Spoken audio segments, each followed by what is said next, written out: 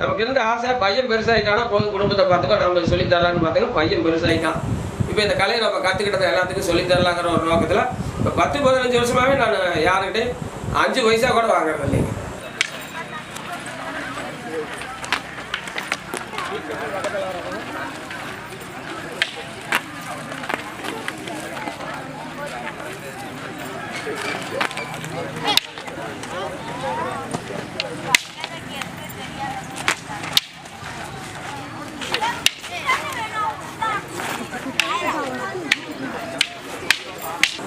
இந்த கலையை வந்து நான் ஏன் சொல்லித்தரேன்னா, சொல்லித்தரதுக்கு நிறைய ஆள் இல்லைங்க. கற்றுக்கிறாங்க, கற்றுக்கிட்டு அவங்க தொழில் விஷயமாக போயிடுறாங்க. ரெண்டாவது சொல்லித்தர வாத்தியாருக்கு எங்கேருந்து உதவி கிடைக்கிறது இல்லைங்க. மற்ற கலைகள்லாம் பார்த்தீங்கன்னா பிடி வாத்தியாராக இருக்கிறாங்க, உடற்பயிற்சி ஆசிரியராக இருக்கிறவங்களுக்கு எல்லாமே கவர்மெண்ட்டில் சம்பளம் கொடுக்குறாங்க. இந்த கலையை கற்றுக்கிட்டு திறமையாக இருக்கிறவங்க நம்ம தமிழர்களை பழங்காலத்து கலை அழிஞ்சு வர கலை இதுக்கு ஒரு ஆதரவும் கிடையாதுங்க. ஆனால் நம்ம தமிழர் கலையை எடுத்துக்கிட்டிங்கன்னா எல்லாமே போட்டு இப்போ ரொம்ப போட்டுடுறாங்க. ரொம்ப இப்பேற்பட்ட கலையை அதிசயமாக இருக்குது, ஆச்சரியமாக இருக்குது அப்படிங்கிறாங்க. வழி ஸ்டெப் எடுத்து அந்த கலையை சொல்லிக் கொடுக்குற மாஸ்டர்களுக்கோ யாருக்குமே ஒரு உதவி பண்ணுறது இல்லைங்க. இந்த கலையை வந்து சிலம்பாட்ட கலையை சொல்லித்தர மாஸ்டர்களை யாரை பார்த்தீங்கன்னா ரொம்பவும் இல்லாததான் இருக்கிறாங்க, கேள்வியாக தான் இருக்கிறாங்க. அப்படிப்பட்ட சூழ்நிலையில் இந்த கலையை அவங்களுக்கு கற்றுக் கொடுக்க முடியாதையே போயிருதுங்க.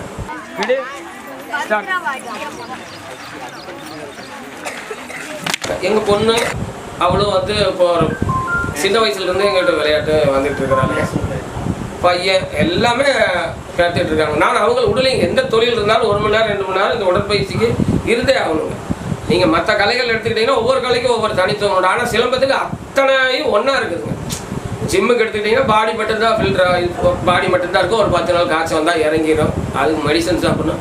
ஆனால் அந்த இதுக்கு வந்துங்க சிலம்பத்துக்கு வந்துங்க அழிவும் கிடையாதுங்க. உடம்புக்கு நல்ல எல்லா நரம்பு மூளை நரம்பு எல்லாத்துக்கும் நல்ல ஒரு எனர்ஜி உண்டுங்க.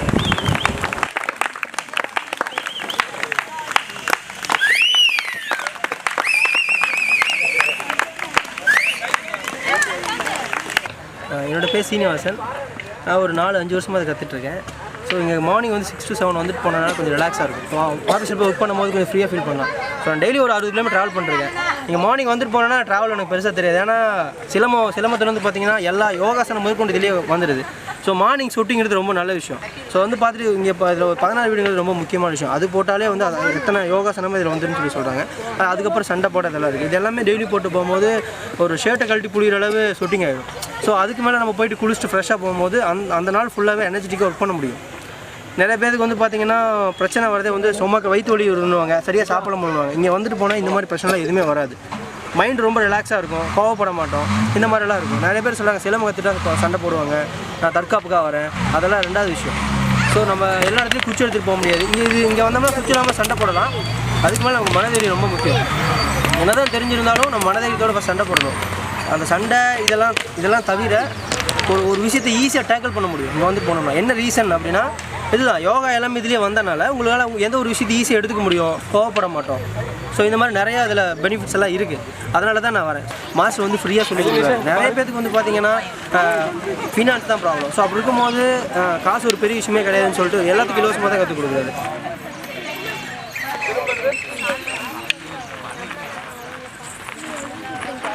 நான் ஃபஸ்ட்டு வேடிக்கை பார்க்க தான் வந்தேன். என் பையனை ஜாயின் பண்ணணும்னு வந்தேன், பார்த்தேன். அதுக்கப்புறம் எனக்கு பிடிச்சிருந்துச்சு. ஸோ நம்மளும் எனக்கு கற்றுக் கொடுப்பீங்களான்னு கேட்டேன்.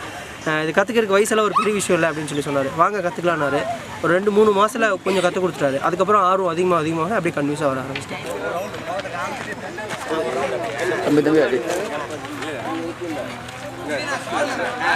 கலையை வந்து எல்லாத்துக்கும் நம்ம இலவசமாக சொல்லித்தரணும்னு முடிவு பண்ணுறாங்க. ஒரு 50 பேர் இருந்தாங்க இலவசமாக சொல்லி தந்தாங்க. இப்போ என்னாச்சுன்னா ஒரு 200-300 பேர் வந்துட்டாங்க. எப்படி சொல்லித்தரதுன்னு நமக்கு ஒன்றும் புரியலைங்க. இருந்தாலும் வாங்க அப்படின்னு சொல்லியிருக்குதுங்க. இப்போ வந்துக்கிட்டு இருக்கிறாங்க. இந்த கலையோட இப்போ அருமை இப்போ தாங்க அவங்களுக்கு புரியுது. சின்ன வயசுலேங்க நான் கற்றுக்கிட்டு போகிறப்ப நிறையா அடிப்படுங்க. இப்போ மாதிரி எல்லாம் மேட்ச்சு ஸ்டிக் பென்சிங்னு சொல்லுவாங்களே, பென்சிங் கத்தி விளையாட்டு. இப்போ வந்து ஒரு பாயிண்ட் தொட்டால் ஒயர் வச்சு ஆறு அடிக்கும். அவங்க ஆபத்து இல்லாத விளையாட்டுங்க பென்சிங். ஆனால் சிலம்பத்தில் வந்துங்க அப்போ வந்துங்க ஒரு ரவுண்டை போட்டு விட்ருவாங்க. லாஸ்ட் மேட்ச் ஸ்டாண்டிங் மேட்ச்னு சொல்கிறோம்ல, இப்போ அதான் WWE பார்க்குறாங்க. ஒன்று போட்டு 1/2 மணி நேரம் கொடுத்துருவாங்க. சுற்றிலும் ஆசான்கள்லாம் உட்காந்துருப்பாங்க, வாத்தியார்கள்லாம் உட்காந்துருப்பாங்க. திறமை இருக்கிறவன் தான் விளையாடணுங்க. இப்போ மாதிரி அடிபட்டுட்டா எல்லாம் கிடையாது. அவன் ரவுண்ட் விட்டு வெளியில் போகணும், அந்த வட்டத்தை விட்டு வெளியில் போகணும். ஒன்று ஸ்டிக்கை போட்டுட்டு வெளியில் போயிடணும், இல்லைன்னா அவன் வெளியில் போயிடணும். ஸ்டிக்கை கீழே போட்டாலும் முடிஞ்சுதுங்க, வெளியில் போயிட்டாலும் முடிஞ்சுது. அதுலேயும் அடி எக்கச்சக்கமாக விழுவுங்க. இப்போ வந்து அந்த அடியை ஆபத்தை பார்த்து தான் பெற்றவங்கெல்லாம் வந்து இந்த விளையாட்டுக்கு வேண்டாம்னு சொல்லி நிறுத்திட்டாங்க. அப்போ அந்த மாதிரி ஒரு வெறித்தனமாக இருந்தாங்க. இப்போ காலப்போக்கில் அதெல்லாம் கொஞ்சம் கொஞ்சம் மாதிரி கொஞ்சம் டீசெண்டாக வந்துருச்சு. இப்போ என்னன்னா அது போர்க்கலையாக இருந்தப்போ அவங்களுக்கு அந்த போர்க்குணம் அப்படியே வந்துக்கிட்டே இருக்குது. சிலம்பத்தை கையில் இருந்தாவே அந்த போர்க்குணம் வந்துருங்க. எங்கள் பசங்களோட இதையும் பார்த்தீங்கன்னா தெரியுங்க, சுற்றுறது சுற்று அலங்கார சுற்றுன்னு ஒரு மாதிரி சுற்றுவாங்க. ஃபைட்டுன்னு விட்டுட்டோம்னா 50 பேர்த்த வச்சாலும் ஒரே மாதிரி சுற்றுவாங்க, மிலிட்ரி மாதிரி சுற்றுவாங்க. ஃபைட்டுன்னு விட்டுட்டோம்னா ஒருத்தர் மூஞ்சியும் பார்த்தீங்கன்னா கடுமையாக ஆயிருங்க. அடி பட்டுன்னா விரலெல்லாம் பூரா உடஞ்சி போயிருங்க. அதனால் அப்போ வந்துங்க இதெல்லாம் யாருமே வீட்டில் விரும்ப மாட்டாங்க, பிள்ளைங்களுக்கு கற்றுக் கொடுக்கவா விரும்ப மாட்டாங்க. இது ஒரு ரவுடித்தனமான விளையாட்டு, சண்டீர் விளையாட்டுன்னு சொல்லி எங்கள் வீட்லேயே எங்களை அனுப்ப மாட்டாங்க. நாங்கள்லாம் அப்போ தெரியாத வீட்டுக்கு தெரிஞ்சும் தெரியாத அங்கேயும் இங்கேயும் சேர்ந்து அப்புறமேல் கொண்டு என்னை கொண்டு ஒரு இடத்துல சேர்த்து 6-7 வருஷமாக உள்ளேருந்து கற்றுக்கிட்டாங்க. அப்போத்துக்கு இப்போ நிறையா வித்தியாசம் இருக்குதுங்க. ஆனால் மதிப்பு வந்து அப்போத்தை விட இப்போ வந்து ஏன்னா அழிஞ்சு போச்சுங்க கலை. அப்போத்தை விட இப்போ வந்து பல 100 மடங்கு மதிப்பு அதிகங்க. சொல்லித்தரக்கூடிய மாஸ்டர்கள் அதிகம் இல்லைங்க. 2 டிகிரி கோணத்தில் தூக்கி எறியறது வராது அப்படின்னாங்க. சரின்ட்டு நான் கட்டாயம் உங்களுக்கு இருக்குதுன்னு ப்ரூவ் பண்ண வேண்டியதாக போச்சு.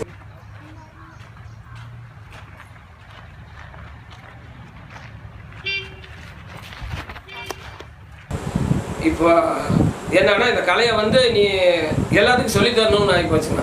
ஏன்னா இது அழிஞ்சு போச்சு. எல்லாரும் எனக்கு இதை பற்றி சரியாக தெரியாதுங்க. நான் வந்து அதிகம் படிக்காதவன் அப்படின்னு சொன்னால் ஒரு 7வது 6வது அப்போ படித்தேன். இதை எப்படி வெளியில் கொண்டு போகிறதுன்னு எங்களுக்கு தெரியல. சிலம்பம் சொல்லி தெரியும் உள்ளூரில் இருக்கிறவங்களுக்கு, வெளியில் எப்படி இது பண்ண தெரியும், இதை வச்சு எப்படி காசு பண்ணுறது, டீம் எப்படி பெருசு பண்ணுறதுங்கிறது நமக்கு அந்தளவுக்கு விவரம் கிடையாது. அதனால் சரி இதை எப்படியாச்சும் வெளியில் மீடியா மூலம் வெளியில் வந்துருச்சுங்க. அதனால் எல்லா மாஸ்டருக்கும் கற்றுக் கொடுக்கலாம் அப்படின்ட்டு ஒரு முடிவு பண்ணியிருக்குதுங்க. கற்றுக் கொடுக்கறதுக்கு பயமாக இருக்குதுங்க. யார் உண்மை யார் பொய்ன்னு தெரியல.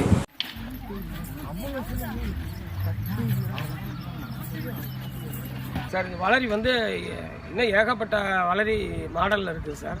நம்மகிட்ட வந்து இப்போ நாங்கள் தற்செயலாக நாங்கள் எதுவும் தயார் பண்ணுறது இல்லைங்க. இப்போ இல்லைன்னு சொன்னதுனால நாங்கள் இதை தயார் பண்ணி இப்போ இந்த கலை இருக்குதுன்னு சொல்லி நாங்கள் காட்டணுங்க. இதை எடுத்துக்கிட்டிங்கன்னா இது 35 மீட்டர் சுற்றளவில் இருக்கிறவங்கள தாக்கும் போயிட்டு கைக்கு வருங்க. இது வந்து பிளேடு வைக்கணுங்க. பிளேடு வச்சா ஆபத்தான ஆயுதுங்க. இதில் இரும்புலையும் போடலாங்க. இரும்பில் போட்டதும் நம்மக்கிட்ட இரும்பில் இப்போ போட்டுக்கிட்டு இருக்குதுங்க.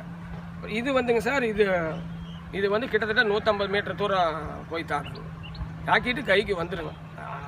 ஒன்று அடித்தா வலுவாங்க அடி விழுந்துருங்க. குறி தவறுனா இது வந்து நம்ம கைக்கே வந்து சேர்ந்துருங்க. இது வந்து 35, இது 3 மடங்கு, இதை விட 3 மடங்கு தூரம் இது போகுங்க. இது 35 மீட்டர்னா இது 100, 150 மீட்டருக்கு பக்கமாக இது போகுங்க. 120 மீட்ரு 130 மீட்டர் இது சாதாரணமாக தூரம் போயிட்டு அனாவசியமாக கைக்கு வருங்க.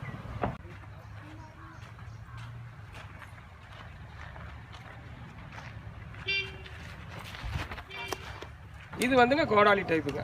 இது கோடாலி டைப். இந்த டைப் வந்துங்க இது அதே மாதிரிங்க.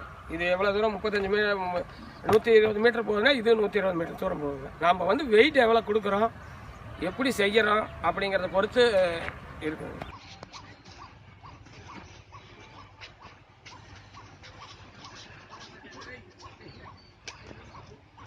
அதே மாதிரி இது வந்துங்க இது வந்து 35, இது ஒரு 50 மீட்டர் தூரம் சுற்றி வருங்க. சுற்றி வந்துட்டு இருக்கிற இடத்துக்கு துல்லியமாக வருங்க.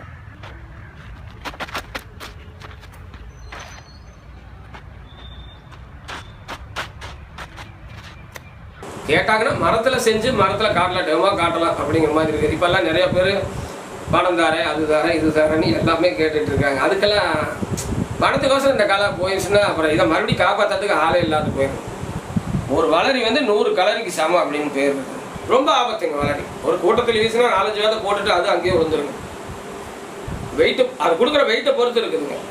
ஒரு சிலராக இருந்தால் எங்கே நம்ம எய்ம் பண்ணுறோமோ அதை அடிச்சுட்டு வந்துடும். கூட்டத்தில் அதிவேகத்தில் அதை வீசுகிறப்ப என்ன ஆகணும், 2-3 நேரத்தை போட்டு தள்ளிடுங்க. அல்லது செத்து மடிங்கிற முறை இருக்குங்க. இப்போ சமீப காலத்தில் இலங்கையில் பயன்படுத்தியிருக்காங்க. இதில் சைனடு தடவி பயன்படுத்தியிருக்காங்க. சைனடு தடவி மிலிட்ரிக்காரன் மேலே வீசியிருக்காங்க. அவன் எப்படி சாவறானே தெரிய மாட்டேங்க. வளரி மட்டும் இப்போ இந்த சீசனில் என்னன்னா வளரி மட்டும் கற்றுக் கொடுப்பீங்களா அப்படின்னு நிறையா பேர் கேட்குறாங்க. வளரி மட்டும் கற்றுக் கொடுக்க முடியாதுங்க. முதல்ல ஆரம்பத்துலேருந்து வரணும்லங்க. அடிப்படை தெரிஞ்சுக்காத, பேசிக்கே தெரிஞ்சுக்காத வந்து வளரி அவங்களுக்கு எப்படி கற்றுக் கொடுக்குறது. நீங்கள் வளரி மட்டும் கற்றுக் கொடுங்க. இப்போ நீங்கள் வீசுகிறீங்க, நானும் வீசுகிறேன் அப்படிங்கிறாங்க.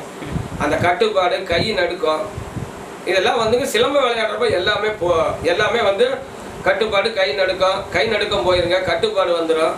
அந்த ஒரு என்ன சொல்கிறதுங்க, என்னத்தை அளவாய விடாது இருந்தாங்கன்னா அவங்க யார் வேணாலும் வீசலாம். இப்போ இங்கே ஈரோட்டில் வெள்ளோடு விவேகானந்தா ஸ்கூல்லேருந்து கூப்பிட்டுருந்தாங்க, மாணவர்களுக்கு இதை செஞ்சு காட்டுங்க. ஒரு 2-3000 மாணவர்களுக்கு மேலே இருக்குங்க.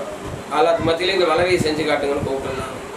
அப்புறம் போய் அவங்க இதுப்புறம் வளரியை செஞ்சு காட்டினேன். அதை பார்த்துட்டுங்க அந்த மாவட்ட போலீஸ் அதிகாரி, ஆஃபீஸரு எல்லாம் வந்திருந்தாங்க. எல்லாம் ரொம்ப பாராட்டினாங்க.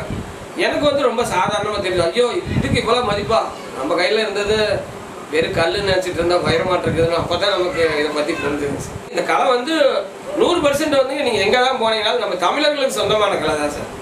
யார் வேணாலும் கற்றுக்கலாம். இப்போ கலரி வந்து தமிழ்நாட்டுக்குள்ள வந்து அவங்க அரசு தமிழர்களுக்கு சொல்லித்தராங்க சார். சொல்லி தருவாங்க சார். பேசிக் மட்டும்தான் சொல்லி தருவாங்க, முக்கியமானதெல்லாம் சொல்லி தர மாட்டாங்க.